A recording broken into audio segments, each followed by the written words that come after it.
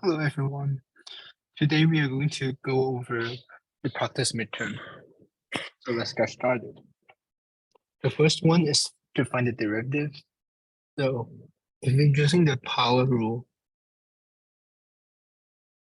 we can basically move the 3 to the so it will be 3 times 5x and then 3 minus 1. Because the power rule said that if f of x equals to x to the power of n, then f prime of x is n times x minus 1. So in this example, we can move the 3 to the front and we minus the power by 1, which gives us 15x to the power of 2. So f prime of x is equal to 15x squared. And f prime of 1 is basically just plug in x equals to 1, in which we get 15. The second question, we need to use product rule. So as a reminder, product rule is when two functions u times v. Then we get f from x is equal to u prime v plus v prime u. First of all, we can find out what u is. U equals to x squared minus 4x, and v equals to x minus 6. U prime is 2x minus 4, and v prime is 1. Then, when we plug in all the things, we have 2x minus 4, right? 2x minus 4 times v, which is x minus 6, plus v prime. V prime is 1 in this case, just put 1 times u. U in this case is x squared minus 4x. So the derivative f prime of x is equals to 2x minus 4 times x minus 6 plus 1 times 2 times x squared minus 4x. In this case, when we plug in f prime of 1, it equals to 2 times 1 minus 4, 1 minus 6 plus 1, 1 squared minus 4, 1. If we simplify, we get -2 and 5 plus -3. Then we have 7.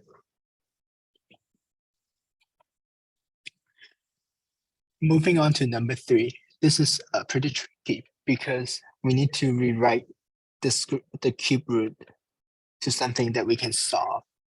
For example, in this case, we can rewrite the function from cube root to the power of 1/3.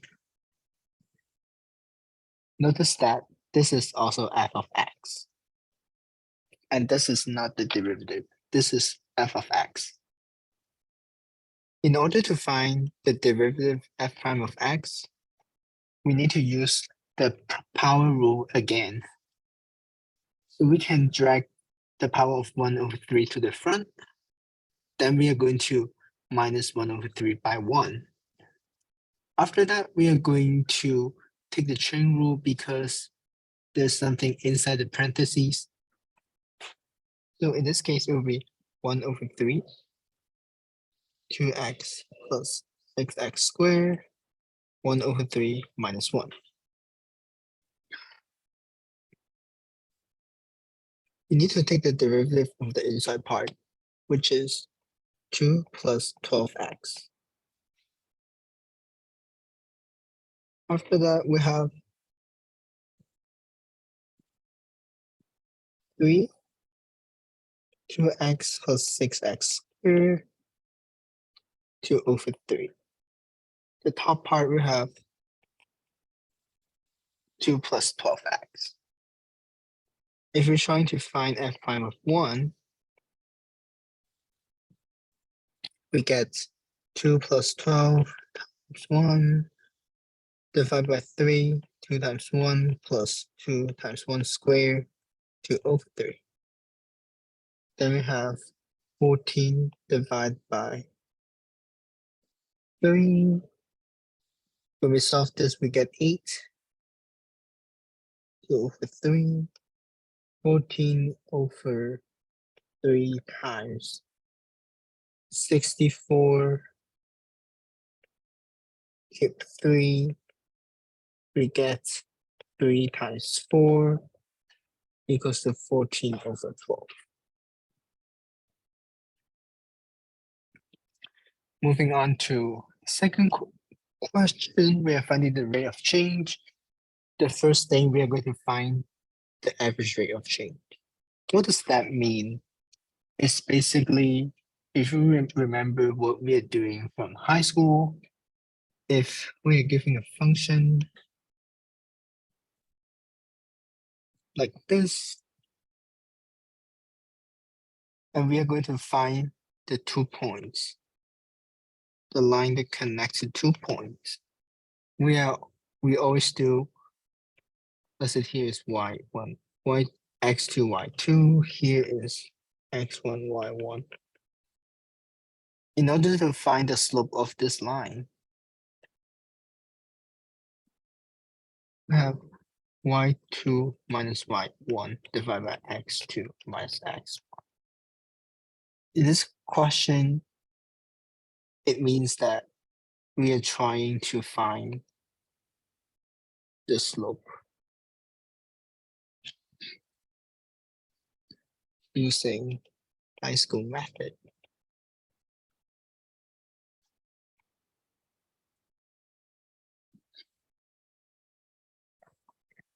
So how do we do this?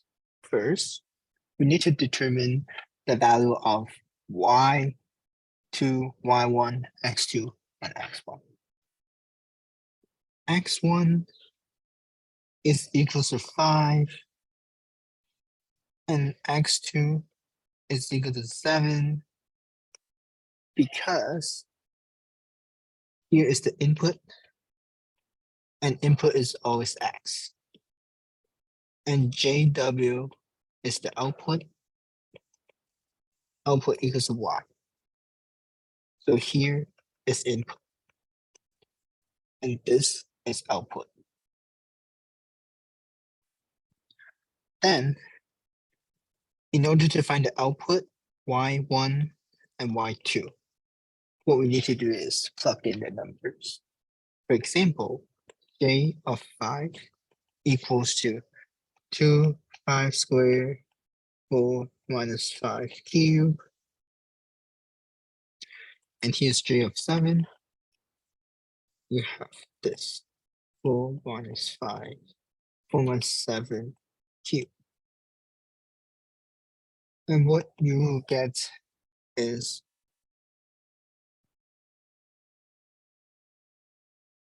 25 times 2 times -1. And here you get 98 times -27, which we get -50 here, and we get a big number, the 7.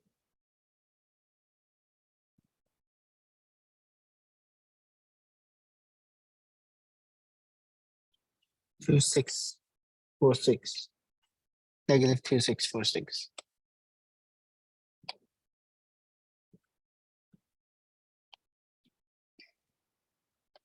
After that, we use this equation to find out, because right now we know x1, x2, y1, and y2. So we plug in the numbers. Y2 equals to this big number minus y1, which is negative 50, plus divide by 7, which is x2, and x1, which is 5.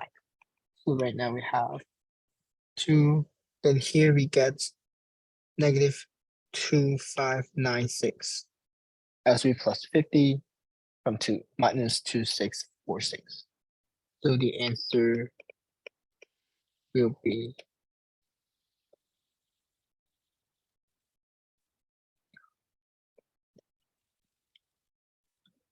1298.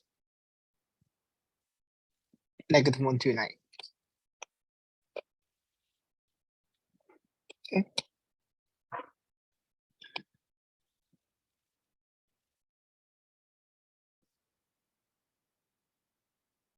So the average rate of change in joules per watts between 5 and 7 watts is negative 21298. Moving on to part B.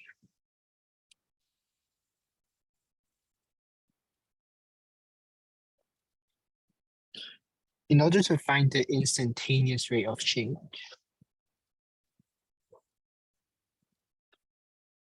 we need to use Collis method, which is calculus.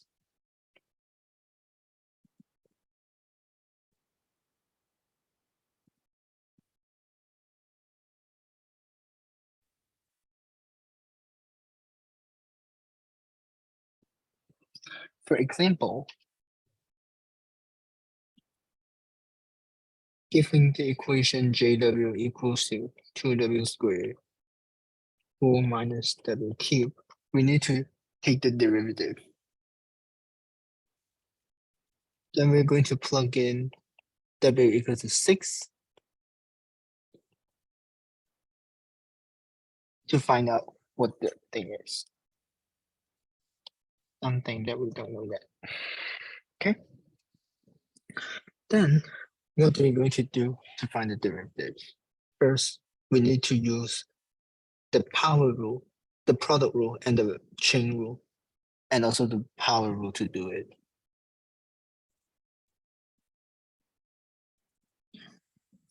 In this case, we need to determine U and V. For U, it is 2W squared, and V, it is 4 minus W cubed. We need to take the derivative for each part, which gives us this. If we are using the chain rule,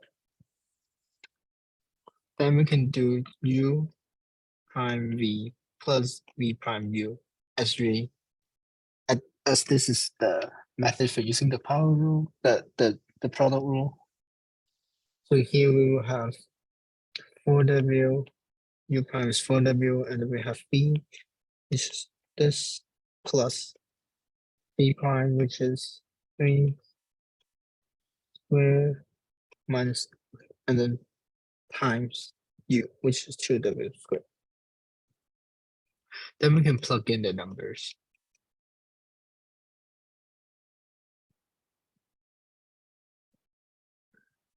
4 minus 6 squared times 2 times 6 squared. J prime of 6. Yes. Then we can finally simplify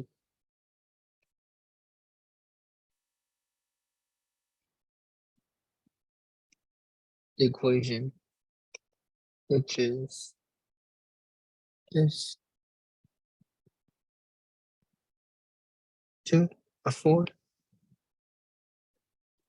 times 72.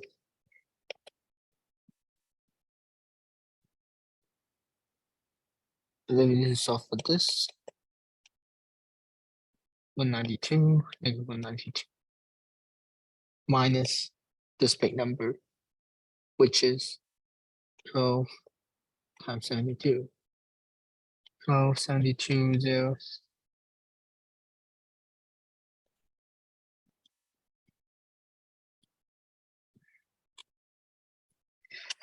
So the answer will be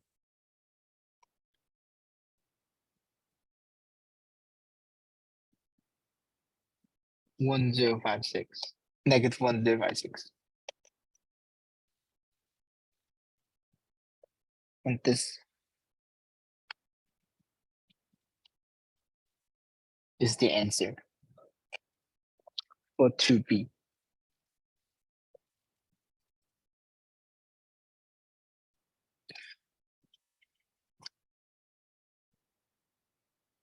Move on now, we are going to the third part, which is finding the second derivative. So in order to find the second derivative, the first thing we have to do is find f prime of x. Then we go to f prime prime of x. First, we're going to find f prime of x. So in order to find f prime of x, we're going to use the chain rule to find it. So here, if you know the outside function is cosine 5x squared, and the derivative is negative sine 5x squared. And the inside is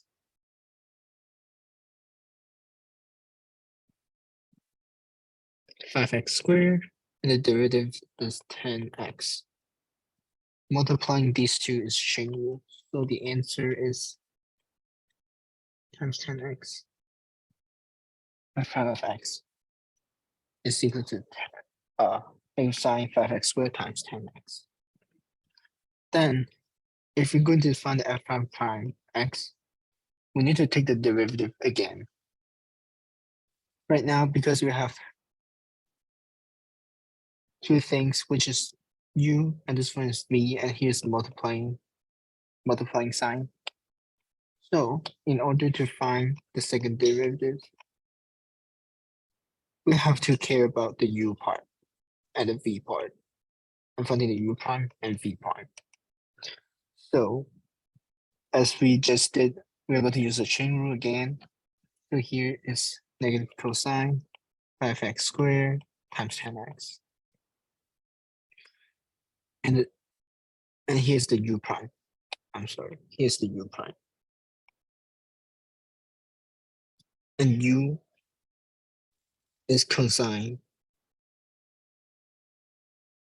is negative sine 5x squared. And v is 10x, and v prime is 10. After that, we can apply u prime v plus v prime u, which is negative cosine 5x squared times 10x again, plus 10 times negative sine 5x squared. So f prime prime of x is equal to this. But how about f prime prime of 0? Then we're going to plug in the thing again. 5 times 0 is 0 times 10 of 0 plus 10 times this thing, which is negative sine 0. Then we get negative cosine of 0 is 1 times 0 plus 10 times 0. The answer is 0.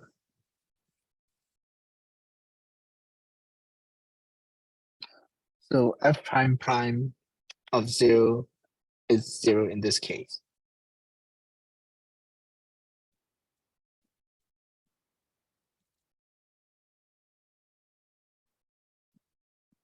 Move on to tangent line.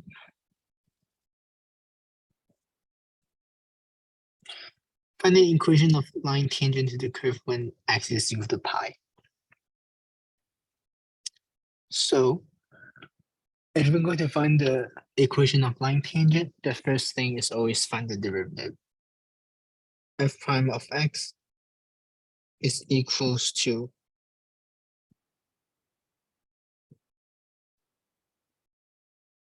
u and v, u prime v plus v prime u, because we're using the product rule.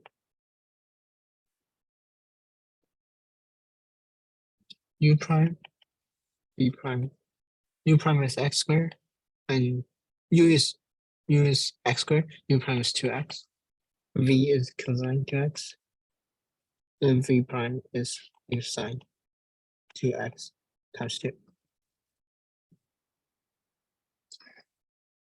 Then we can multiply them together. U prime v plus v prime. X squared times minus sine 2x times 2 plus 2x cosine 2x. Right? Then we can plug in pi. Pi squared times minus sine 2 pi plus 2 times pi cosine 2 pi. And here is 0 because negative sine to 2 pi is 0. If you remember the unit circle. So here is 1, 0, 2 pi. When we go back, it is the same point as before.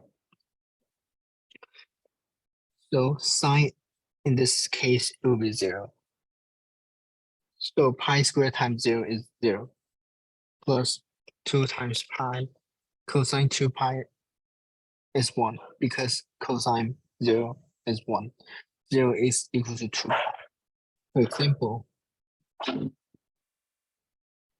when you're evaluating the degree at 0, which means that it is just this line. So cosine is measuring the x value. So in this case, we're measuring 1. So times 1, it'll be 2 pi. So this is the slope. M equals to 2 pi.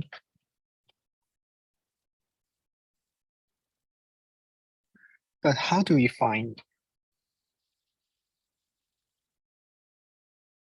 the equation of the line? Well, we need to use the function y equals to mx plus b. Right now, we find out what m is.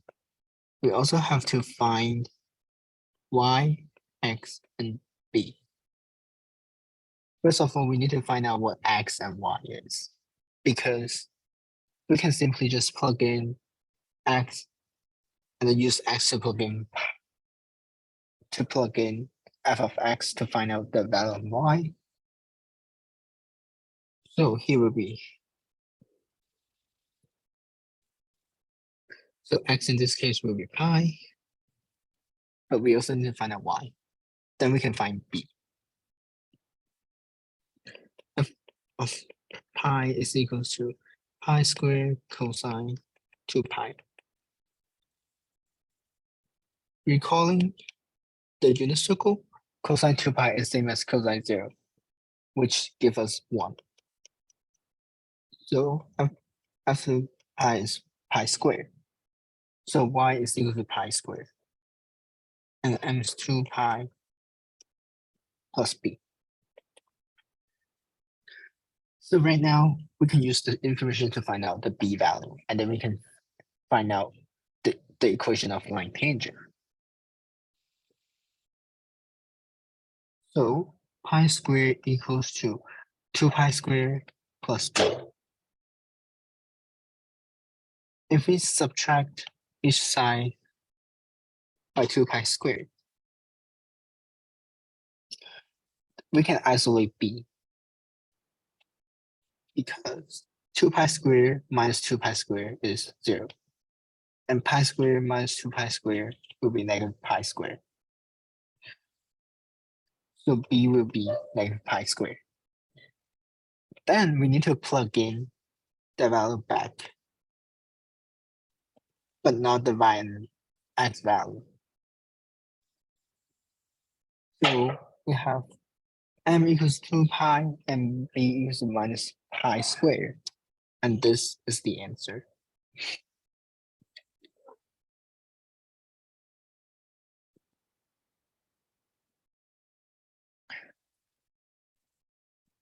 Moving on to relative related rates. Find dy dt of the function x squared y equals to 7 plus 2x when the x dt is equal to 1 and x equals to 2.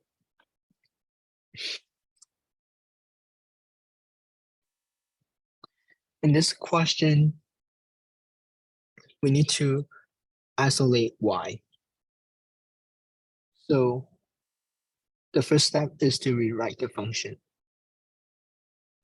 X squared y equals to 7 plus 2x.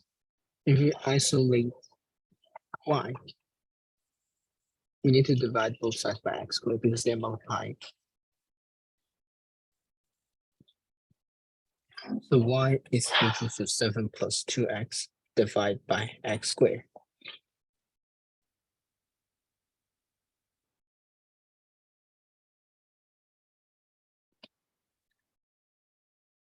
Then we need to use the quotient rule because they're dividing by each other.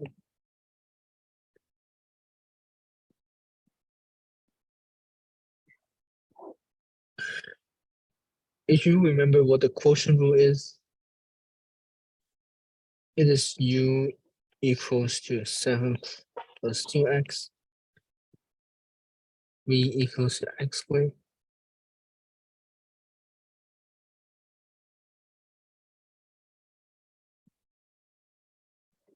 u prime equals to 2, and v prime equals to 2x.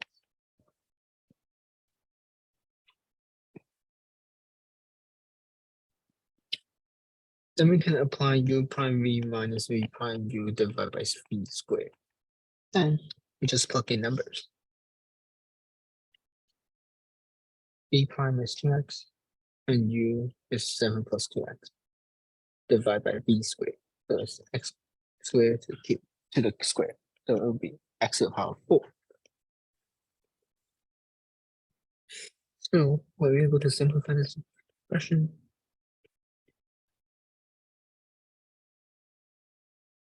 It would be minus 4x squared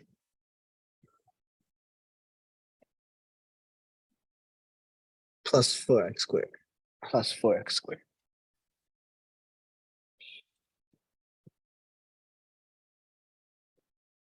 And we also need to times the value of dx.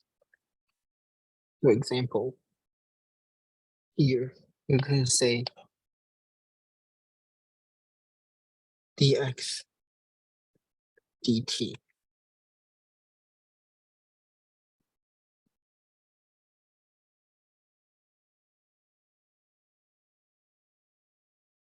And here will be dy dt.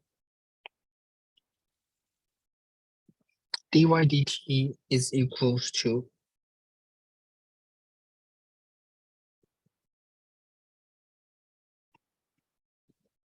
the dy dt and dx dt is equals to 1. And then we plug in x equals to 2.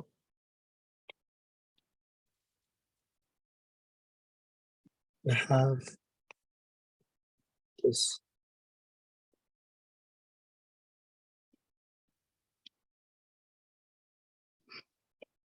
which is 8 minus 28 plus 16 divided by 16.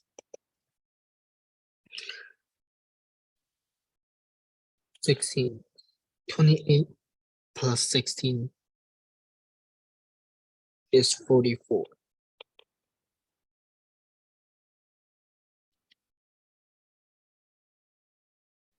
Which is negative 36 divided by 16.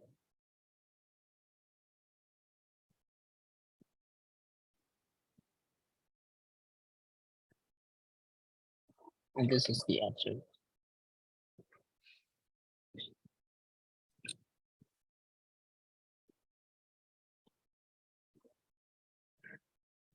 Moving to the last question, we have increasing and decreasing. So just a quick review. Increasing is when given a function like this. Increasing is when the function going upside. For example, from 0 to infinity, the function is increasing. But on the other hand, it is decreasing when the function is from negative infinity to 0. But if we are giving a complicated function, let's say x squared plus 5x plus 3, it might be hard to determine where it increased or where it decreased. In this case, we can use calculus method to determine if the function is increasing or decreasing.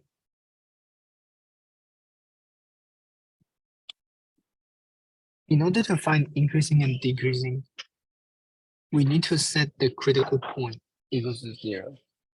We need to find out the critical point. In order to find the critical point, we need to set f prime of x is equal to 0.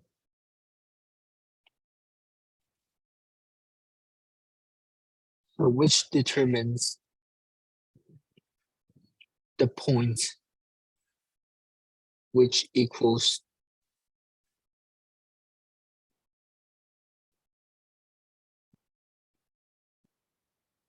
critical point means that the function is moving from decreasing to increasing, or from increasing to decreasing.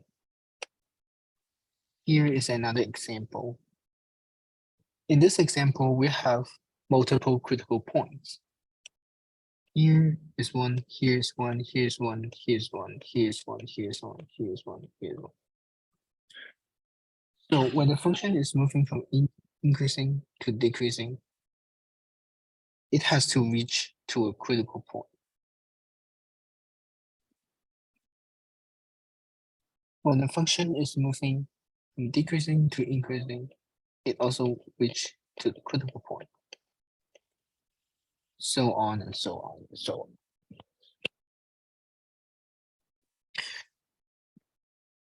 And we notice that critical point has a slope of 0, which means that at critical point, f prime of x is equal to 0. So we can use calculus method to find out f prime of x first, and then we set f prime of x equal to 0. Then we can know where it is the critical point, and then we can determine if the function is increasing or decreasing. In this case, f of x is equal to x squared plus 5x plus 3. If we find out f prime of x, we get 2x plus 5. When we set f of x is equal to 0, we have 2x plus 5 equals 0. If we solve for x, and x is the critical point, so in this case, it will be x equals to minus 5 divided by 2, or negative 5 over 2. So x is a critical point at negative 5. Okay.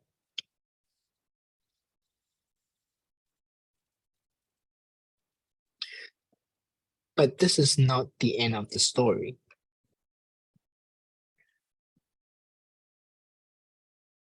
Because we never know if the function is going this way or is going this way. Therefore, we need to use critical point test. Let's say here's the number line, and critical point is negative 5 over 2.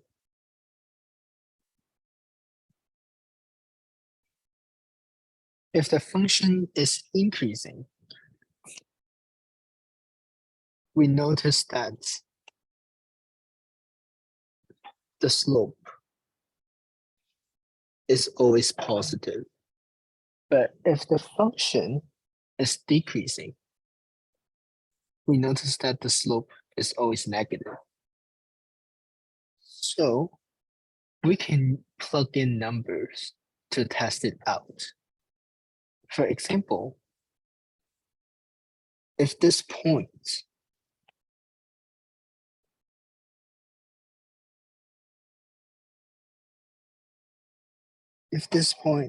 is -5/2, when we plug in the number that is on the right, let's say in this area, it is actually slope increasing or decreasing, as we never know what it is. Yeah, because it can also be a function like this, right? Here's 5 and 5/2. Slope can also be increasing or decreasing. So in this case, when we are trying to plug in x is equal to a number that is greater than this critical number, we can determine it is increasing or decreasing. Let's say 1. So here's 1. When x is equal to 1, what would happen is that f prime of x equals to 2 times 1 plus 5, then we have 7. In this case, it will be 7, which means that the slope is positive. That means the function is increasing. So here is increasing, and here must be decreasing. Because whenever critical point exists, if it is increasing, then the other hand, it will be decreasing. But there's another example. For example, here, it can be increasing, and here is also can be increasing. But in this case, it is degree of 2, so we don't have to worry about much.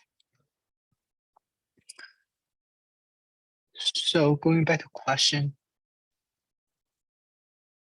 the function is increasing from -5/2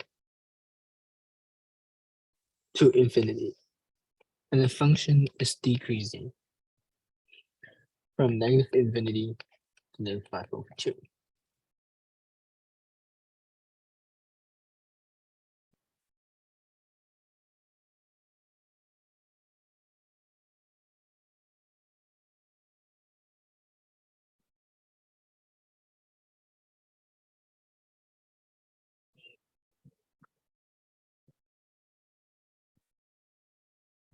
So in this case,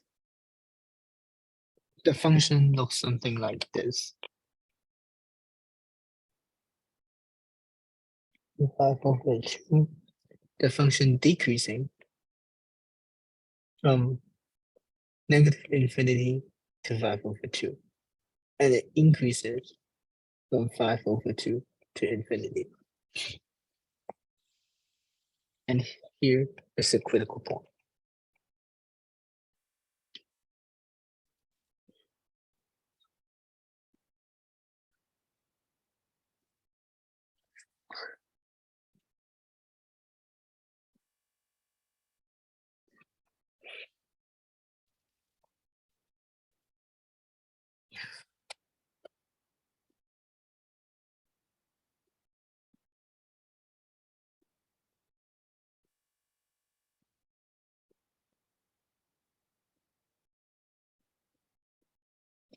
Let's move on to 2. When is the relative maximum or relative minimum? In this case, we need to know about the critical point. Because we only have one critical point in this example, which is -5/2, we can determine if the critical point is the relative maximum, relative minimum.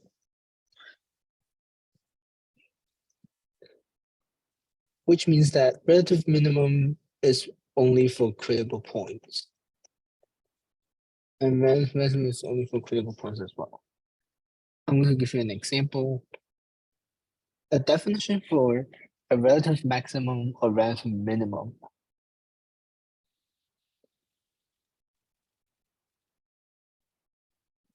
So here is relative maximum. And here is relative minimum. Here is also relative maximum. And here is also relative minimum.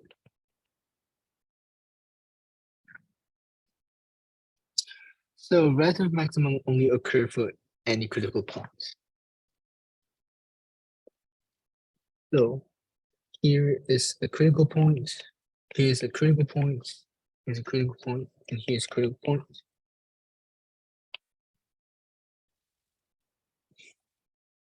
In this case, it is a function like this, -2. Oh my god, this is not a good drawing. This is better.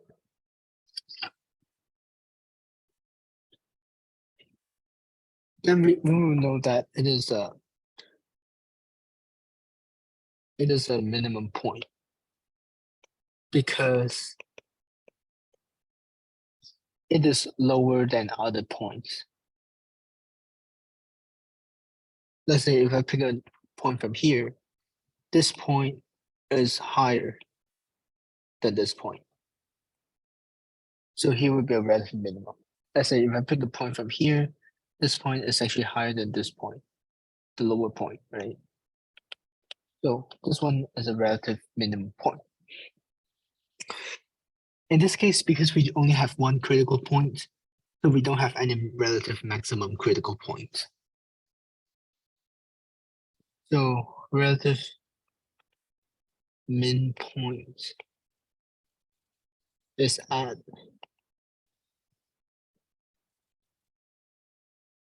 -5.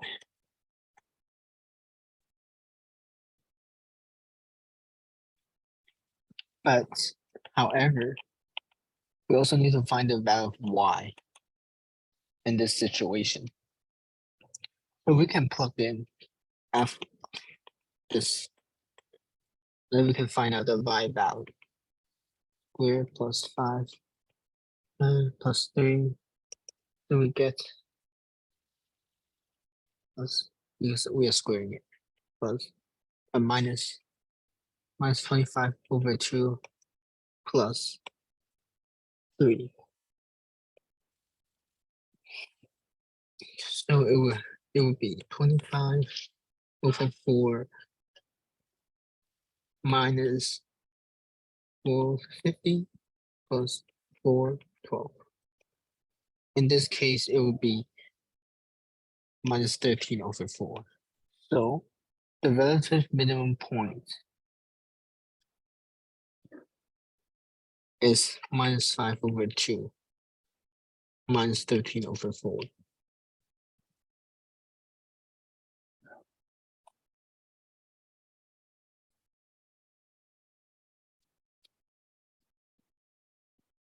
And this is the end of the practice midterm.